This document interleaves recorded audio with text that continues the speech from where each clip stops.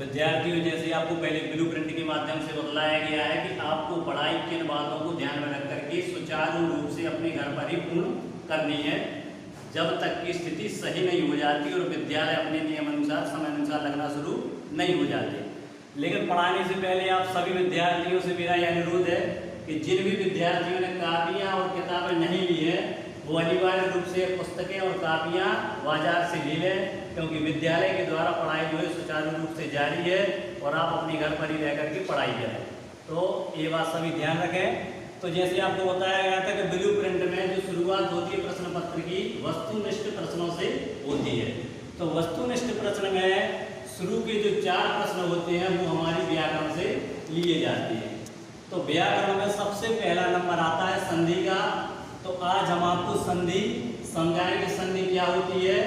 तो संस्कृत में संधि की परिभाषा होती है वर्ण द्वय सम्मेलन यत् स्वाभाविकम परिवर्तनम भवति तदेव संधि। यानी 2 वर्णों के मेल से उनके स्वभाव में जो परिवर्तन होता है उसे हम संधि कहते हैं। तो संधि 3 प्रकार की होती है। पहली होती है अच संधि जिसे हम स्वर संधि कहते हैं, दूसरी होती है हल संधि जिसे हम व्यंजन संधि कहते हैं, और तीसरी होती है विसर्ग संधि। अब समय अनुसार हम तीनों संधियों को समझेंगे। उसी क्रम में जो पहला नंबर आता है अच संधि यानी स्वर संधि का। तो स्वर संधि में क्या होता है? स्वर संधि में स्वर वर्णों का आपस में मेल होता है और स्वर वर्ण जो होते हैं उनके मेल होने से जो विकार उत्पन्न होता है उसे हम स्वर संधि कहते हैं। पहली बात ये हो गई कि स्वर क्या होते हैं और क्या कहलाते हैं। तो संस्कृत में या हिंदी में कहीं भी अगर हम बात करें तो स्वर 11 होते हैं जो क्रमशः ये लिखे हुए हैं आ ई उ ऋ ऋ का ए ओ और औ। तो ये 11 स्वर जो होते हैं इन्हीं 11 स्वरों से स्वर संधि बनती है और इन्हीं 11 स्वरों का आपस में मेल होता है, विकार उत्पन्न होता है और स्वर संधि बनती है। तो स्वर संधि की 6 भेद होते हैं। पहला होता है दीर्घ स्वर संधि। अब दीर्घ स्वर क्या कहलाते हैं? दीर्घ स्वर कहलाते हैं बड़े वाले स्वर। जो छोटा आ, छोटा ई और छोटा उ होता है वो कहलाते हैं हास्य स्वर, और उन्हीं में जब बड़ी की मात्रा लग जाती है तो वो कहलाने लगते हैं दीर्घ स्वर। जैसे उदाहरण के माध्यम से हम समझेंगे कि जैसे ये दिया विद्याधन आलया विद्यालया, तो आ और आ मिल गए तो बड़ा आ क्या बन गया? विद्या। तो बड़ा आ हमेशा जो दीर्घ स्वर आता है विच्छेद होने के बाद तो वहां पे दीर्घ स्वर संधि होती है। दूसरे नंबर की बात की जाए गुण स्वर संधि। तो वैसे तो संधियों को पहचानने के कई तरीके होते हैं लेकिन फिर भी सबसे सरल तरीका, इसके अलावा भी एक तरीका और है जो हम आपको दूसरी वीडियो में बतलाएंगे।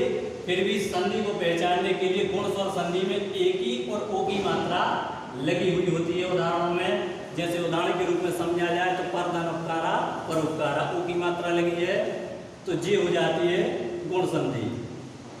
जैसे इसके अलावा भी समझे तो नर धन इंद्रा नरेंद्रा, उसमें ए की मात्रा लगी है, इसमें ओ की मात्रा लगी है।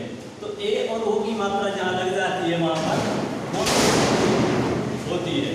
इसके बाद तीसरे नंबर पर वृद्धि स्वर संधि। वृद्धि का मतलब होता है बढ़ना, अगर बढ़ जाए तो वृद्धि स्वर संधि। फिर भी सरल शब्दों में वृद्धि स्वर संधि। तो वृद्धि स्वर संधि में ऐ की और औ की मात्रा लगी हुई होती है। ठीक, अब ऐ की और औ की मात्रा कहते हैं कि सदा धन एव सदैव, यानी ऐ की मात्रा उसमें लगी है और औ की मात्रा भी वृद्धि स्वर संधि में लगी हुई होती है। नंबर 4 यण स्वर संधि। यण स्वर संधि में कोई असमान स्वर आता है, आगे आता है। असमान स्वर कैसे हो गया? जैसे ये दिया है अति धन आचारा अत्याचारा। अब उसमें अति, जब हम अति बोलेंगे तो उसमें हमें ई सुनाई देगा। अति ई और आ, ई और आ जब मिलेंगे तो या बन जाएगा, तो अत्याचारा हो जाएगा उसका। ठीक, इसके बाद अयादि संधि। अयादि संधि में अय आय अब और आव, ये 4 शब्द आपको समझ में आ जाएंगे। जैसे ही हम उदाहरण को पढ़ेंगे तो हमें अपने आप इन 4 चीज़ों का बोध होगा। जैसे उदाहरण के लिए लिख दिया है नैना। नैना हम जब बोलेंगे तो नए, यानी उसमें अय समझ में आएगा आपको। देखो नैना नैना। जैसे ही और उदाहरण होते हैं अय फिर आय, जैसे गाय का आय। ठीक, तो ऐसे ये 4 शब्द जहाँ आपको